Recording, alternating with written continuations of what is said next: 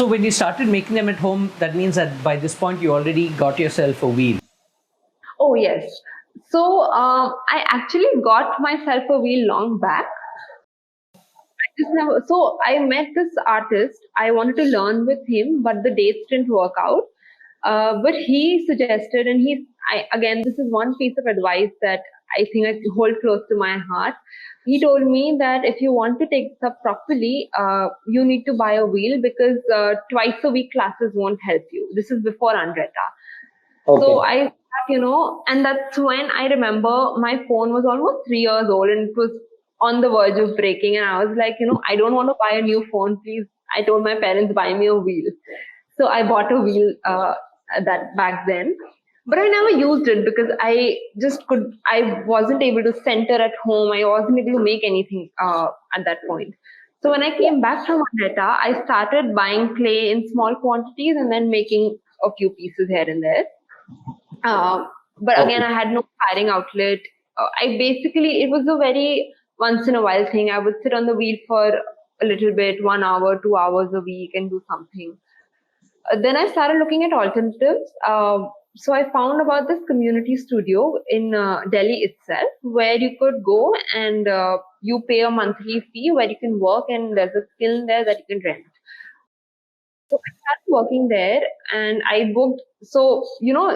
I just said that I need a kiln booking and I got a date for April. So now I had some motivation to make items for that to fill the kiln.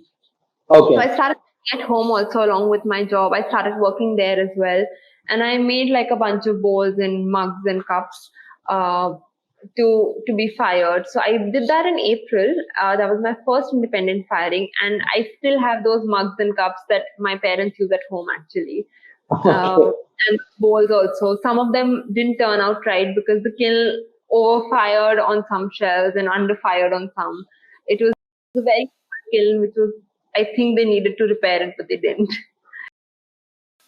So, but that gave me the confidence that I can again fill up an entire kiln and fire it myself. Yeah. So, yeah.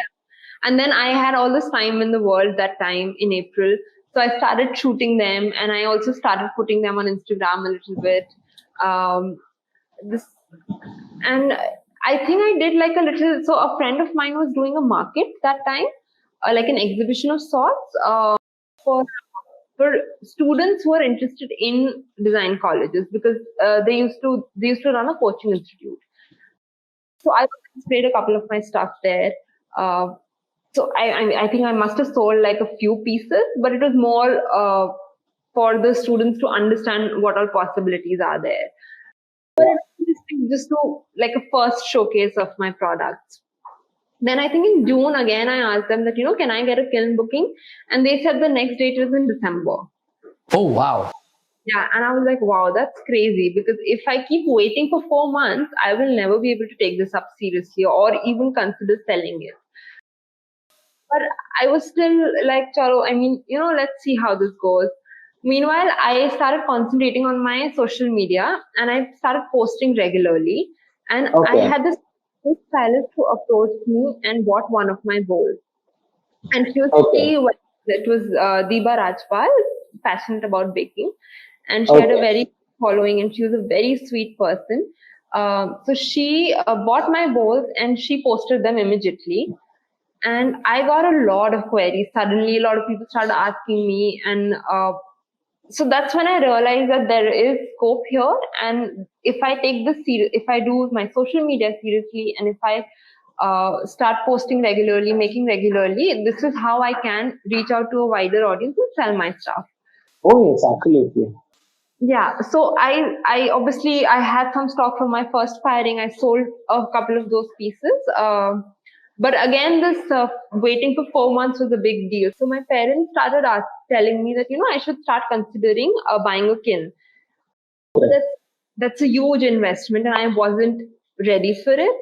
Um, Also because around me, I had seen a lot of potters who had been working in this for 8 years, 10 years, and none of them owned a kiln. So I thought that it would be very foolish on my part to suddenly in one year go and make such a big capital investment whereas people who've been working for 8-9 years haven't. So, and clearly there's a reason for that. So I was like, I'm not ready for it. And that's when my father sat me down and explained me that this is how a business works. You need to invest in it to be able to grow. And this is a business investment, and companies run in losses for years.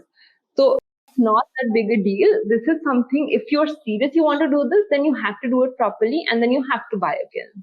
Yes. That really Yes. gave me a boost. So I started talking to, again, my instructor at Delhi Blue Pottery. I went to him and I said, I'm considering this. And he made the kiln for me, actually, eventually. Okay. So, yeah. So I discussed, this is how my house is. This is the balcony. This is the amount of space I have. I measured the entry door, the lift, and everything. And because I'm in an apartment, it was a fourth floor. So, all of those technical details I discussed with him, and I asked him, is it possible for me to keep a kiln in the house? And he said, it's possible, and I'll make a kiln which will fit your requirement. But I was still very hesitant. I was like, it's a big financial investment and I don't think I want to do this. But my parents kept pushing me. I had a similar conversation with my boss at that point, where he again told me the same thing, that, if you want to do this seriously, it's a business investment and you have to make it to be able to grow. So by December 2016, I booked my kiln in November and I got it in December. And at that point, and even after that, I told myself that whatever I'm earning from the company that I'm working for, that will all go into my savings, because eventually I knew I will quit my job and do pottery full time, and it would be very foolish of me to just imagine that the day I start doing it full time I'll get orders, right? Yeah. So I thought Yeah. that whatever I'm earning will either be my travel money or will be my savings. Okay. And that's what will help me when I'm doing clay story full time. And whatever- this, Your boss knew that you were going to start your own business eventually. Yeah. So I was doing Okay. pottery alongside the job anyway. So he knew about it. He used to discuss it with me. He used to give me a lot of business tips. He used to okay. always, he still tells me that I should get into exports because that's where the money is. So that way, it was very encouraging for someone who's run his business for 30 years to get that sort of insight. Uh, Tips about packing a breakable material, because again, we used to ship overseas. So that was a Yeah. very good experience in terms of my job as well. And may I know which company this is that you work at? Yeah, so this was called Ferrolinkers, and it's an Okay. export house, and we used to make metal home decor, and we used to make a lot of metal mirrors. So that's where the packaging aspect of packaging a mirror and ceramic was very similar. So I learned a lot in the factory also. Another great thing about the job was that we used to have all the international clients. So I got a great exposure to what's happening in terms of design in Europe, in America, in Australia.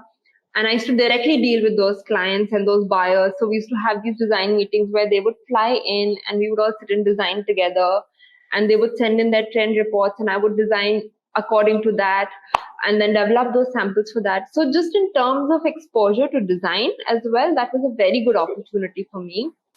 And I was the only designer. So when I joined, I was very, very nervous as to how I will handle so much. But Yeah. because I was the only one, I had to learn every aspect of that. And Yeah. I think, and my boss was also, he was very fond of me. So he would make me do things like costing. So every time he would cost, he would make me sit next to him. So I would cost things with him, and I understood all of that as well. I would Right. understand packaging, shipping, all those nitty-gritties for running a business. So Yeah. I think that was a very good experience. Definitely. You got practical business experience without needing to go to business school. And before you started your own business. Because Yeah. at home, we had no environment of business. Like, no one in my extended family owns or runs a business or works in a business company. I mean, owns a business, sorry. So, and they always say that you're the first entrepreneur of the house.